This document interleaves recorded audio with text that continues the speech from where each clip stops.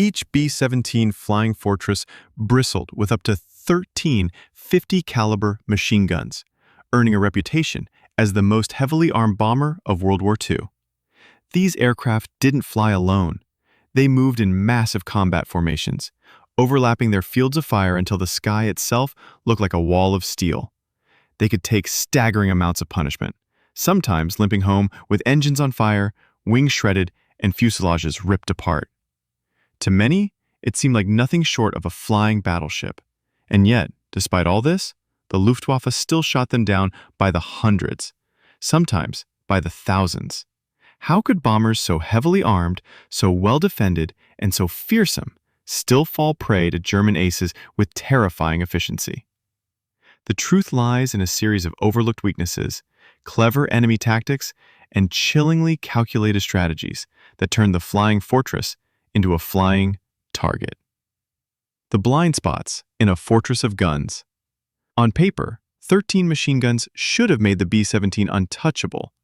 Gunners manned turrets on the nose, tail, sides, and belly, each overlapping with the next. But in reality, those overlaps were more theory than truth. Every gun position was hemmed in by the bomber's own structure, with arcs of fire blocked by engines, wings, or fuselage. Even powered turrets had hard mechanical stops. If a German fighter appeared at just the right angle, the gunner might see it, but the turret physically couldn't swing far enough to fire. The top turret behind the cockpit, for example, couldn't cover high rear approaches. German manuals mapped out these weaknesses with chilling precision, teaching new pilots exactly where to fly, where to hover unseen for a split second, and where to unleash a burst of cannon fire before darting away. These weren't random attacks. They were rehearsed, deliberate, and aimed directly at the cracks in the flying fortress's armor. The Flawed Combat Box. The combat box formation was supposed to be the ultimate answer to enemy fighters. Dozens of bombers stacked in 3 dimensions, each covering the blind spots of the others, pouring out overlapping streams of fire until the air itself became deadly. In theory, no fighter could break through.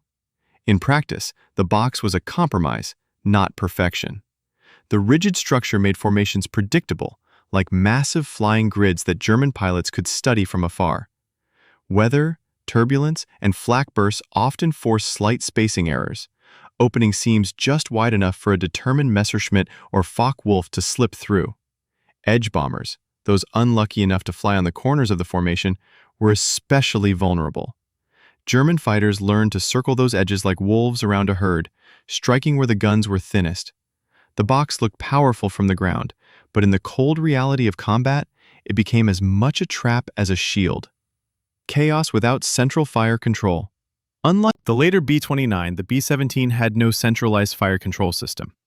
Every gunner was on his own, relying only on what he could see through a vibrating gun sight, and his own judgment in the chaos of battle. In theory, this independence gave flexibility. In reality, it meant disorder. When German fighters attacked from multiple directions at once, gunners often all locked onto the same visible threat, while others slipped through unchallenged. There was no commander coordinating who should engage which target, only scattered voices shouting over the intercom, often drowned out by engine roar and gunfire.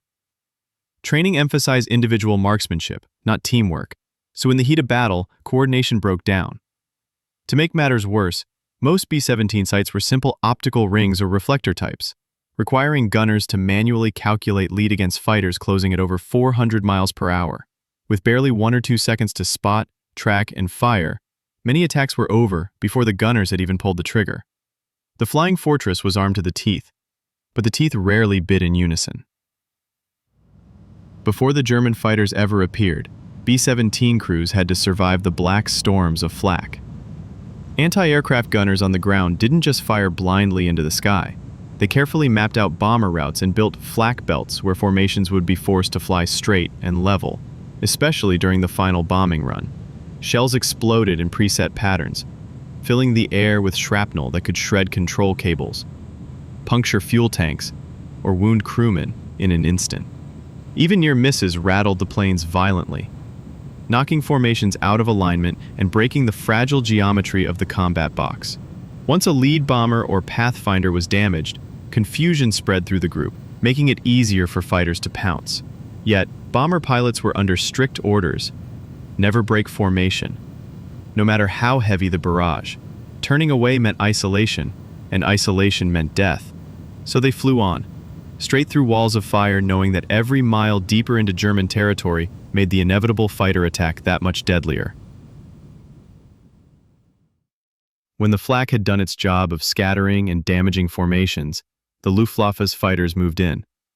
These attacks weren't chaotic swarms, they were rehearsed, almost theatrical in precision. Entire squadrons trained on pre-assigned approach angles. One group from the front, another from above, others from below or the flanks. They struck in waves, not all at once, forcing gunners to whip their turrets from one side to the other, never knowing which attack was real and which was a decoy. Fast fighters often dove in head-on, while others made fake passes designed only to draw defensive fire and exhaust the gunners. The real killers came seconds later, from angles where the blind spots lay wide open. Luftwaffe manuals even illustrated the sweet spots where B-17 fire coverage overlapped the least, and pilots drilled until their attacks became muscle memory. To the bomber crews, it felt like chaos. To the Germans, it was choreography, a deadly dance that turned precision into destruction. The nose vulnerability. For all its guns, the early B-17 had one glaring weakness: the nose. With only a glass bombardier's position and no forward turret, the fortress was almost defenseless against a determined head-on strike. German aces quickly discovered that a burst of 20mm cannon shells aimed at the cockpit or nose could cripple the plane in seconds. Pilots, navigators, and bombardiers sat exposed behind thin panels of glass and aluminum.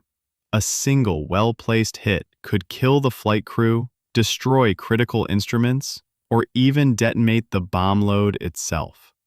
Statistically, head-on attacks caused more losses per attempt than attacks from the rear or sides. Surviving crews remembered watching streams of cannon shells tear through the cockpit like lightning strikes, instantly turning a mission into tragedy. Only with the arrival of the B-17G, armed with a powered chin turret, did this weakness begin to close. Suddenly, German fighters approaching head-on faced a deadly wall of 50 caliber fire. Until then, though, the nose was the fortress's open gate, and the Luftwaffe knew it well.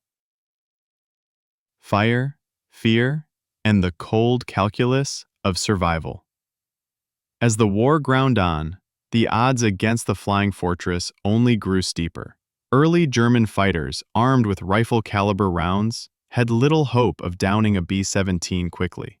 But once the Luftwaffe began fielding heavier cannons, everything changed. The 20mm shells of the Focke-Wulf 190 and upgraded Bf-109s could punch through a bomber's armor with terrifying ease. Just one hit might tear open a fuel tank, snap control cables, or send shards of metal slicing through the crew compartments. Even worse was the dreaded Mark 108 cannon, firing massive 30mm shells. A handful of hits, sometimes only 3 or 4, could blow apart an engine, shred the cockpit, or rip an entire wing from the fuselage. Surviving crews often described it as feeling like the entire aircraft exploded from within. For many B-17s, there was no second chance once the cannons opened up. And yet, the greatest killer wasn't always a clean shot. It was the slow death of separation. Flak damage, engine trouble, or even turbulence could knock a fortress out of alignment, leaving it to fall behind. Once a bomber straggled, it was finished. The Luftwaffe rarely wasted time diving into the teeth of a full combat box. Instead, they circled like predators. Like the iconic P-51 Mustang eventually shifted the balance. Their presence gave bomber crews a lifeline, driving away many of the hunters who once struck with impunity. But there were never enough fighters to protect every wingtip, every lagging fortress, every man flying into Germany's industrial heartland. Even with escorts overhead, The sky remained a battlefield of attrition. In the end, the B-17 was both a marvel of engineering and a symbol of sacrifice. It could take unimaginable punishment, yes, but no machine, no matter how strong, could erase the brutal mathematics of war. The Luftwaffe studied every weakness, practiced every angle of attack, and turned the fortress into a battlefield of fear. Thousands of American airmen never returned, not because they lacked courage, but because the enemy's strategy was colder, sharper, and more relentless than their walls of guns could withstand. And yet, their missions carved a path to victory. For every fortress that fell, more pressed on, dropping bombs that crippled Germany's war machine and hastened the end of the conflict. They were not invincible, but they were unstoppable. And that is what made the Flying Fortress truly legendary.